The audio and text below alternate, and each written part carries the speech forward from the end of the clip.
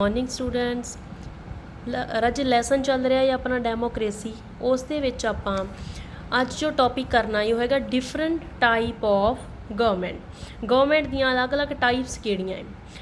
ਸਭ ਤੋਂ ਪਹਿਲਾਂ ਆਪਣੇ ਕੋਲ ਆਉਂਦੀ ਹੈ ਮੋਨਾਰਕੀ, ਜਿਸ ਨੂੰ ਆਪਾਂ ਰਾਜਤੰਤਰ ਵੀ ਕਹਿ ਦਿੰਦੇ ਹਾਂ। ਠੀਕ ਹੈ, ਮੋਨਾਰਕੀ ਕੀ ਹੈ? This is the oldest system of government. ਸਭ ਤੋਂ ਜਿਹੜਾ ਹੈਗਾ ਬਹੁਤ ਪੁਰਾਣਾ ਸਿਸਟਮ ਹੈ ਸਰਕਾਰ ਦਾ।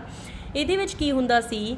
ਕਿੰਗਸ ਔਰ ਕੁਈਨ ਰੂਲ, ਕਿੰਗ ਤੇ ਜਾਂ ਕੁਈਨ ਰੂਲ ਕਰਦੇ ਹੁੰਦੇ ਸੀ। ਠੀਕ ਹੈ, the monarch himself is the law maker, the ਜੱਜ, the executive, the military commander.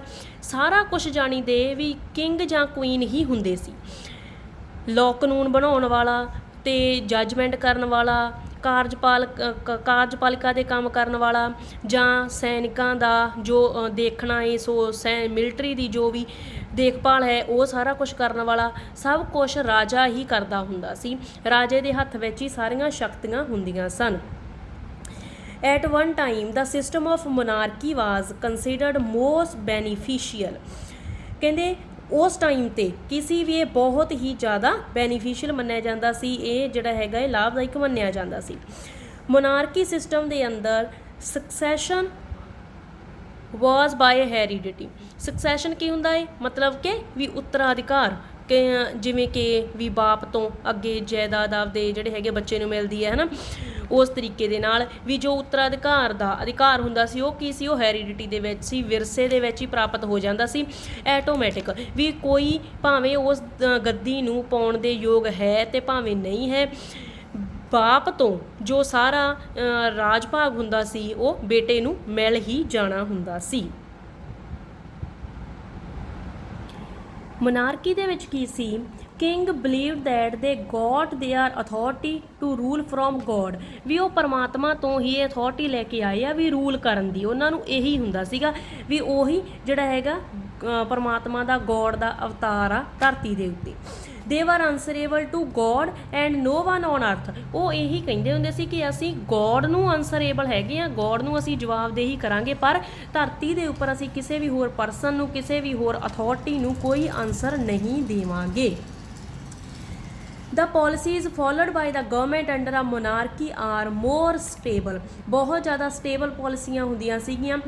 Biggest drawback however is that for a monarch all that is good for himself is considered good for the subject। ਉਹਦੇ ਵਾਸਤੇ, ਮਨਾਰਕ ਵਾਸਤੇ, ਇੱਕ ਰਾਜੇ ਦੇ ਵਾਸਤੇ ਕੀ ਹੁੰਦਾ ਸੀ? ਮਨਾਰਕੀ ਦਾ ਸਭ ਤੋਂ ਵੱਡਾ ਦੋਸ਼ ਕੀ ਸੀਗਾ ਕਿ ਰਾਜਾ ਇਹ ਮੰਨਦਾ ਸੀ ਵੀ ਜੋ ਡਿਸੀਜ਼ਨ ਮੇਰੇ ਲਈ ਚੰਗਾ ਏ ਉਹੀ ਮੇਰੀ ਸਬਜੈਕਟ ਵਾਸਤੇ, ਉਹੀ ਮੇਰੀ ਪ੍ਰਜਾ ਵਾਸਤੇ ਚੰਗਾ ਹੋਊਗਾ, ਜਦੋਂ ਕਿ ਇਸ ਤਰ੍ਹਾਂ ਨਹੀਂ ਹੁੰਦਾ। ਪਰ ਮੋਨਾਰਕ ਹਮੇਸ਼ਾ ਉਹੀ ਡਿਸੀਜ਼ਨ ਲੈਂਦਾ ਹੁੰਦਾ ਸੀ ਜੋ ਕਿ ਉਹਦੇ ਆਪਦੇ ਸਵਾਰਥ ਦੇ ਵਾਸਤੇ ਚੰਗੇ ਹੁੰਦੇ ਸੀ, ਆਪਦੇ ਲਈ ਬੈਨੀਫੀਸ਼ੀਅਲ ਹੁੰਦੇ ਸਨ। ਅੱਗੇ ਆਪਣੇ ਕੋਲੇ ਦੂਸਰਾ ਆ ਜਾਂਦਾ ਏ ਥਿਓਕ੍ਰੇਟਿਕ ਸਟੇਟ। ਹੁਣ ਜਿਹੜੀ ਥਿਓਕ੍ਰੇਟਿਕ ਸਟੇਟ ਆ ਇਹ ਕੀ ਹੈ? ਇਹ ਸਟੇਟ ਦੇ ਵਿੱਚ ਕੀ ਹੁੰਦਾ ਏ? Has an official religion. ਰਾਜ ਦਾ ਆਪਦਾ ਧਰਮ ਹੁੰਦਾ ਏ, ਇੱਕ ਖਾਸ ਧਰਮ ਆਪਦਾ। People belonging to that religion enjoy certain advantage over other. ਜਿਹੜੇ ਲੋਕ ਉਸ ਰਿਲੀਜਨ ਨੂੰ ਬਿਲੋਂਗ ਕਰਦੇ ਹੋਣ ਉਹ ਬਹੁਤ ਜ਼ਿਆਦਾ ਐਡਵਾਂਟੇਜ, ਬਹੁਤ ਜ਼ਿਆਦਾ ਲਾਭ ਪ੍ਰਾਪਤ ਕਰਦੇ ਆ। ਠੀਕ ਹੈ, ਤਾਂ ਕਿਸੇ ਖਾਸ ਰਾਜ ਦਾ ਕੋਈ ਖਾਸ ਧਰਮ ਹੋਵੇ ਜਿੱਥੇ ਜਿਹੜੀ ਸਟੇਟ ਦੇ ਵਿੱਚ, ਉਹਨੂੰ ਅਸੀਂ ਥਿਓਕ੍ਰੇਟਿਕ ਸਟੇਟ ਜਿਹੜੀ ਹੈਗੀ ਆ ਉਹ ਕਹਿ ਦਿੰਦੇ ਆ। ਇਹਦੀ ਐਗਜ਼ਾਮਪਲ ਕੀ ਆਪਣੇ ਕੋਲੇ? ਪਾਕਿਸਤਾਨ ਇੱਕ ਥਿਓਕ੍ਰੇਟਿਕ ਸਟੇਟ ਆ। Most of the people in Pakistan follow Islam. ਸਾਰੇ ਲੋਕ ਜਿਹੜੇ ਹੈਗੇ ਜ਼ਿਆਦਾਤਰ ਉੱਥੇ ਇਸਲਾਮ ਨੂੰ ਹੀ ਫੋਲੋ ਕਰਦੇ ਆ। All the civil law are made to confirm the Islamic teachings.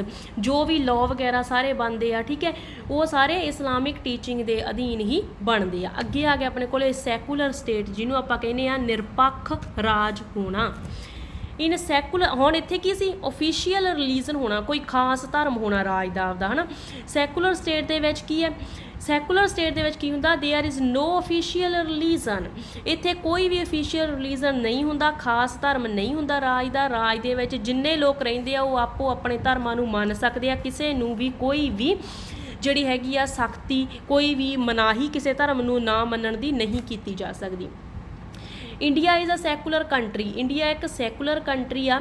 People of different religion enjoy equal right here and are given the freedom to practice of their own religions. ਇੱਥੇ ਜਿੰਨੇ ਵੀ ਲੋਕ ਰਹਿੰਦੇ ਆ ਉਹਨਾਂ ਦਾ ਉਹ ਆਪਣੇ ਆਪਣੇ ਧਰਮਾਂ ਨੂੰ ਮੰਨਦੇ ਆ, ਉਹਨਾਂ ਨੂੰ ਇੱਕੋ ਜਿਹੇ ਅਧਿਕਾਰ ਆ ਭਾਵੇਂ ਉਹ ਕਿਸੇ ਵੀ ਧਰਮ ਨੂੰ ਬਿਲੋਂਗ ਕਰਦੇ ਹੋਣ, ਅਤੇ ਆਪਦੇ ਧਰਮਾਂ ਦੀ ਪਾਠ ਪੂਜਾ ਕਰਨ ਦੀ ਉਹਨਾਂ ਨੂੰ ਪੂਰੀ ਤਰ੍ਹਾਂ ਦੇ ਨਾਲ ਫਰੀडम ਦਿੱਤੀ ਗਈ ਆ। People following different religion faith have the right to build their place of worship. No religious activity is financed by the state. ਕਹਿੰਦੇ ਇੱਥੇ ਇੰਡੀਆ ਦੇ ਵਿੱਚ ਕੀ ਆ ਕਿ ਲੋਕ ਭਾਵੇਂ ਕਿਸੇ ਧਰਮ ਨੂੰ ਵੀ ਅਪਣਾਉਂਦੇ ਆ, ਕਿਸੇ ਧਰਮ ਨੂੰ ਫੋਲੋ ਕਰਦੇ ਆ, ਕੋਈ ਵੀ ਉਹਨਾਂ ਦੇ ਰੀਤੀ ਰਿਵਾਜ ਆ, ਵਿਸ਼ਵਾਸ ਆ, ਬਟ ਉਹਨਾਂ ਨੂੰ ਇੰਨਾ ਕੁ ਅਧਿਕਾਰ ਹੈਗਾ ਵੀ ਉਹ ਆਪਦੇ ਵਰਸ਼ਿਪ ਦੇ ਪਲੇਸ ਆ, ਜਿਹੜੇ ਪੂਜਾ ਦੇ ਸਥਾਨ ਆ, ਜਿਹੜੇ ਜਿਸ ਤਰ੍ਹਾਂ ਮੰਦਰ, ਮਸੀਤ, ਗੁਰਦੁਆਰਾ ਕੋਈ ਵੀ ਉਹ ਬਣਾ ਸਕਦੇ ਹਨ। ਇਹ ਮਤਲਬ ਹੁੰਦਾ ਸੈਕੂਲਰ ਸਟੇਟ ਦਾ ਕਿ ਰਾਜ ਦਾ ਆਪਦਾ ਕੋਈ ਧਰਮ ਨਹੀਂ। ਥਿਓਕ੍ਰੈਟਿਕ ਸਟੇਟ, ਰਾਜ ਦਾ ਆਪਦਾ ਅਫੀਸ਼ੀਅਲ ਧਰਮ ਹੈਗਾ ਏ। ਅੱਗੇ ਆ ਗਿਆ ਡਿਕਟੇਟਰਸ਼ਿਪ। ਡਿਕਟੇਟਰਸ਼ਿਪ ਦਾ ਮਤਲਬ ਕੀ ਹੈ, ਜਿਹਨੂੰ ਆਪਾਂ ਤਾਨਾਸ਼ਾਹ ਕਹਿ ਦਿੰਦੇ ਹਾਂ। ਇਟ ਆਲਸੋ ਆ well non farm of government, ਇਹ ਸਰਕਾਰ ਦੀ ਇੱਕ ਬਹੁਤ ਜਾਣੀ ਪਛਾਣੀ ਜਿਹੜੀ ਹੈਗੀ ਆ ਫਾਰਮ ਮੰਨੀ ਜਾਂਦੀ ਆ। Dictator came to the power by force. ਹੁਣ ਇਹਦੇ ਵਿੱਚ ਕੀ ਹੈ ਵੀ ਜਿਹੜਾ ਰਾਜਾ ਹੁੰਦਾ ਏ ਉਹ ਸ਼ਕਤੀ ਵਿੱਚ ਕਿਵੇਂ ਆਉਂਦਾ ਏ, ਬਲ ਦੇ ਨਾਲ, ਆਪਦੀ ਫੋਰਸ ਦੇ ਨਾਲ ਜਿਹੜਾ ਹੈਗਾ ਗੱਦੀ ਉੱਪਰ ਬੈਠਦਾ ਏ। ਦੇ remain in power as long as force can retain them. ਉਹ ਉਦੋਂ ਤੱਕ ਇਸ ਉੱਪਰ ਬੈਠ ਸਕਦਾ, ਇਸ ਗੱਦੀ ਦੇ ਵਿੱਚ, ਇਸ ਪਾਵਰ 'ਤੇ ਉਦੋਂ ਤੱਕ ਰਹਿ ਸਕਦਾ ਹੈ ਜਦੋਂ ਤੱਕ ਉਹ ਇਸ ਪਾਵਰ ਨੂੰ ਬਰਕਰਾਰ ਰੱਖਦਾ ਹੈ, ਜਦੋਂ ਤੱਕ ਕੋਈ ਹੋਰ ਇਹਦੇ ਤੋਂ ਆ ਕੇ ਉਹ ਵਾਲੀ ਪਾਵਰ ਖੋਹ ਨਹੀਂ ਲੈਂਦਾ। The whole authority of the government is vested in single individual। ਹੁਣ ਸਾਰੀ ਜਿਹੜੀ ਅਥਾਰਟੀ ਹੁੰਦੀ ਆ ਸਰਕਾਰ ਦੀ, ਸਾਰੀ ਪਾਵਰ ਹੈ ਜਿਹੜੀ ਉਹ ਸਿੰਗਲ ਹੈਂਡ ਦੇ ਵਿੱਚ ਹੁੰਦੀ ਹੈ, ਇੱਕ ਇੰਡੀਵਿਜੂਅਲ ਦੇ ਇੱਕ ਬੰਦੇ ਦੇ ਕੋਲ ਹੁੰਦੀ ਆ। Who is answerable only to himself, ਜਿਹੜਾ ਕਿ ਆਪਦੇ ਆਪ ਦੇ ਵਾਸਤੇ ਹੀ ਜਵਾਬਦੇਹ ਹੁੰਦਾ ਹੈ, ਕਿਸੇ ਬੰਦੇ ਨੂੰ ਉਹਨੇ ਕੋਈ ਵੀ ਜਵਾਬ ਨਹੀਂ ਦੇਣਾ ਹੁੰਦਾ ਆਪਦੇ ਕਿਸੇ ਵੀ ਫੈਸਲੇ ਦੀ ਬਾਬਤ। ਹੁਣ ਇਹਦੇ 'ਚ ਕੀ ਆ, ਇਹ ਵੀ ਥੋੜ੍ਹਾ ਥੋੜ੍ਹਾ ਮੋਨਾਰਕੀ ਸਿਸਟਮ ਦੇ ਨਾਲ ਮਿਲਦਾ ਜੁਲਦਾ ਹੈ। ਉਹਦੇ ਵਿੱਚ ਵੀ ਕਿੰਗ ਜਾਂ ਕੁਈਨ ਹੁੰਦਾ ਸੀ, ਇਹਦੇ ਵਿੱਚ ਵੀ ਸਾਰੀਆਂ ਪਾਵਰ ਇੱਕ ਇੰਡੀਵਿਜੂਅਲ ਦੇ ਹੱਥ ਵਿੱਚ ਹੀ ਹੁੰਦੀਆਂ ਹੈ। So dictator is free to take any decision. Dictator ਕਿਸੇ ਵੀ ਤਰ੍ਹਾਂ ਦੇ ਜਿਹੜੇ ਹੈਗੇ ਡਿਸੀਜ਼ਨ ਨੂੰ ਲੈਣ ਦੇ ਵਿੱਚ ਪੂਰੀ ਤਰ੍ਹਾਂ ਦੇ ਨਾਲ ਜਿਹੜਾ ਹੈਗਾ ਏ ਵੀ ਫਰੀ ਹੈ। ਉਹਨੂੰ ਕਿਸੇ ਦਾ ਵੀ ਕੋਈ ਵੀ ਜਿਹੜਾ ਹੈਗਾ ਏ ਕਿਸੇ ਨੂੰ ਕੋਈ ਜਵਾਬ ਨਹੀਂ ਦੇਣਾ ਪਊਗਾ ਵੀ ਉਹਨੇ ਇਹ ਡਿਸੀਜ਼ਨ ਕਿਉਂ ਲਿਆ ਏ। ਰੂਲ ਬਾਈ ਵਨ ਮੈਨ ਔਰ one party is basic feature of dictatorship. ਇੱਕ ਬੰਦੇ ਦੁਆਰਾ ਰੂਲ ਕਰਨਾ ਅਤੇ ਜਾਂ ਇੱਕ ਪਾਰਟੀ ਦੁਆਰਾ ਰੂਲ ਕਰਨਾ, ਇਹ ਮੇਨ ਫੀਚਰ ਆ ਡਿਕਟੇਟਰਸ਼ਿਪ ਦੀ।